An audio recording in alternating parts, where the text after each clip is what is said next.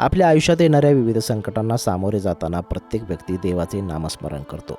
मोठी घटना घडल्यास देव त्यांना त्यांची शिक्षा देईल असं आपसुकच आपल्या तोंडून निघतं। मात्र कल्याणमध्ये चोरट्यांना देवाची देखील भीती उरलेली नाही। अशीच एक घटना समोर आली आहे। चोरट्यांनी मंदिरातून चोरी केली। कल्याण पूर्वेकडील कचोरे येथे गावदेवी मंदिरात पुन्हा एकदा चोरीचा प्रकार घडलाय। दोन अज्ञात चोरट्यांनी काल दुपारी मंदिरात जाऊन देवीच्या चांदीतील पादुका चोरून नेल्या आहेत। हा सर्व प्रकार मंदिरातील CCTV कॅमेऱ्यात कैद झाला। शुक्रवारी दुपारी कचोरे गावदेवी मंदिरात दर्शन घेण्यासाठी दोन चोर आले। आधी एक चोरटा आतमध्ये शिरला। त्याने देवीची पूजा करत तिला नमस्कार केला। त्यानंतर काही मिनिटांनी बाहेर उभा असणारा त्याचा दुसरा साथीदारही आतमध्ये आला। त्याने देवीची पूजा अर्चना केली, नमस्कार केला। मग हळूच इकडे तिकडे बघत देवीच्या मूर्तीसमोर ठेवण्यात आलेल्या चांदीच्या पादुका उचलून दोघांनी तिकडून धूम ठोकली। या चांदीच्या पादुकांची किंमत अंदाजे 30,000 रुपये इतकी आहे।